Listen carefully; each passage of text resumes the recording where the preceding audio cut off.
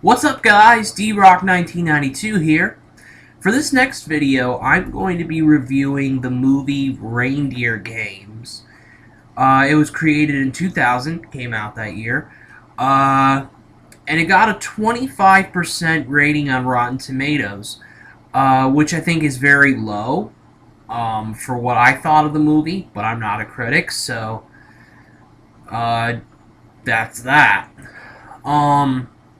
So this movie is a thriller, classified as a thriller, and it has a lot of twists and turns. It actually has two different twists and turns, which makes this movie very unique for the purpose it serves. And without further ado, I will get into the plot of the movie, what the movie was about. So there's these two guys, Rudy, played by Ben Affleck, who is... This guy will probably make a good Batman, just like he made a good Daredevil. A lot of people didn't think he would be that great in Daredevil, but he proved some people wrong by doing that, and with Batman, he may do the very same thing, you know? The guy's a talented actor. He's been around for a while, too. But anyway, Ben Affleck plays Rudy, and then there's this guy who plays, I forget the guy's name, but he plays a guy named Nick. So Rudy and Nick are both prison buddies. They're both in prison for, I think, Nick for manslaughter or something like that, and Rudy for car hijacking. So anyway, Rudy and Nick develop this friendship in prison. Nick keeps getting these love letters, these love letters from his girlfriend named Ashley, who's played by the very gorgeous Charlize Theron. She's South African, Charlize Theron is, and she's been in some movies. She's been in some comedies. She's been in some. She was recently in A Million Ways to Die in the Old West, which is a movie I still want to see. She was in a movie I saw called The Italian Job. I thought she did good in that. She's just a very, very gorgeous woman. But anyway, back to the plot. Nick and Rudy are both in... The scene goes to Nick and Rudy in a prison cafeteria, and there's this black guy, big black guy, who Rudy double-crossed. Rudy ratted him out. So he's in prison along with Rudy, and this guy tries to kill Rudy using the cover of a prison food fight. How original. But he doesn't get Rudy. Instead, he stabs Nick with a knife. He shanks him in prison, and Nick dies 3 days before he is to be released from prison. Rudy is released 3 days after, as well as what Nick was supposed to be released. You know, he was supposed to be released from prison with Rudy, but only Rudy came out. Ashley waits for Nick outside the prison gates. Rudy at first is very reluctant to go to her and break the news that Nick died in prison. But he musters up the courage. He goes over to Ashley. But he doesn't tell her that Nick died, because he just can't bring himself to do that, because Ashley is just this gorgeous woman, you know. He's enchanted by her beauty, so he can't say anything. He really does not say anything. He ends up pretending that he's Nick. And then they start this romance, Nick and Ashley, until Ashley's brother Gabriel comes along. Gabriel's played by Gary Sinise. You may better know him as Lieutenant Dan from Forrest Gump. The guy in the wheelchair. But anyway, Gabriel comes in with a gang, with his little gang played by Donal Logue, who has been in a few movies, The Patriot, particularly one of them. Also, he was in this sitcom called Grounded for Life, which I've been a big fan of. I've watched pretty much all the shows. But Danny Trejo, better known as Machete, in the lead character in the Machete movies, which I love. Clarence Williams III is another guy. But these guys come in and they recruit Nick, or Rudy, and Rudy slash Nick. They know that Nick has plans. Nick worked at this casino for a couple of years, and he knows the ins and outs of this casino. So they talk to Rudy, who is impersonating Nick, about those plans. They threaten him too with, at first they're like, they want his help robbing that casino on Christmas Eve, planning a massive heist. But Rudy at first won't have any of it. He adamantly denies that he is Nick. But Gabriel and his gang do not believe him. So they keep pressing him to do it, to join them, or else he'll die. And he reluctantly agrees to do so. And he thinks, using the information, because Nick talked about his casino, the casino where he worked at, with Rudy in prison, so he's able to retain some of that information that Nick gave to him. At first, they planned a little heist that includes the money, money being in the money, $5 million being in this particular location. They go in, they infiltrate the casino, using kind of disguises, and they figure out that the money's not there, that it's not in that particular location. Obviously, they think Rudy slash Nick double-crossed them, and I think they're about ready to kill Rudy slash Nick in this movie. But then Rudy does some really good thinking, and he says something about an extra amount of money, a large amount of money, being in the casino owner's safe. So they start kind of planning something about that, and basically, well, first of all, they're in this hotel. They're all holed up in this hotel, and he's basically, Rudy slash Nick is basically a prisoner. He tries to escape. He tries to escape the first time they infiltrated the casino by swapping clothes with this college kid who's actually kind of neat, played by Ashton Kutcher in an early role from him.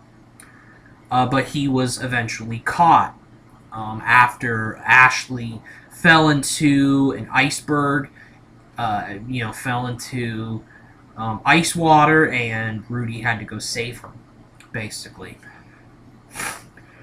So here's where the first twist occurs.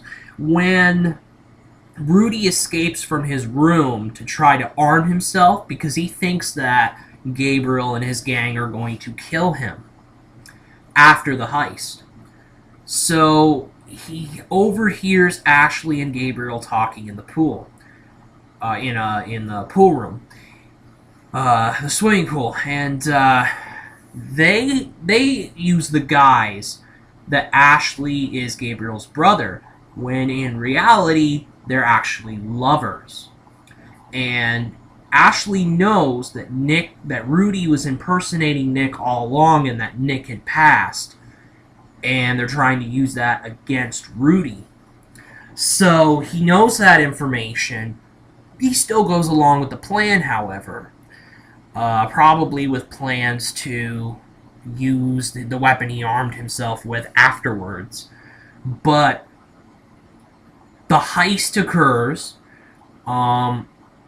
It goes over okay at first, but then something happens. I kind of forget. It's been a while since I've watched the movie, but then chaos breaks open. It's a hostage situation, basically, as they're all the gang members and Rudy are all dressed up as Santa Clauses on this Christmas Eve. Convenient, going under the disguise of Old Jolly Saint Nick. But anyway, they take hostages, and they take hostages, and they look for the $5 million that was in the casino. They find that easily. But there's more to it, as I think that Rudy / Nick had talked about a safe. He talked about a safe earlier in the film behind the casino owner's desk. So they go up to the casino owner's office, and sure enough, they open the safe, and the casino owner's money is there. Actually, the casino owner opens the safe, and they don't know that there's a gun in there. The casino owner arms himself, comes out shooting, and kills some of the gang members. Eventually, everybody but Gabriel, Rudy, and Ashley are still alive. So anyway, Rudy tries to make his escape, but he's eventually caught by Gabriel and Ashley, and he is tied up in a car. So they go out in the middle of nowhere, and they tie him up. They tie Rudy up, and they make sure that they are gonna put him in a car, and they're gonna give him a little bit of money. They're gonna put a little money in the car so that I think they covered their tracks with the whole robbery thing. But anyway, something happens to where Ashley says a little too much about her story. And Gabriel's wondering what the heck's going on. He's very inquisitive, and then Ashley kills him. And then here's where the second plot twist comes. Nick seemingly comes back from the dead, but he actually didn't die. He was given this blood calcium thing in prison. He paid the black guy to fake stab him, but then Nick got like a blood calcium thing to keep him alive. And obviously him and Ashley were lovers, so they planned to take all the money. Nick planned all along to have Gabriel and his gang steal the money for him so that he could get rich off their robbery, because the casino owner would have recognized Nick if he would have gone in and tried to steal the money. Obviously, he wanted to have people that he did not know commit the robbery for him so that he could get rich and all that sort of thing. So it looks like it's the end of the line for Rudy, but not so fast. Rudy gets tied into a car, and they're gonna put him over the cliff and kill him. But Rudy gets the weapon that he found when he escaped from his room for that brief moment. It's a knife. He gets out of his he's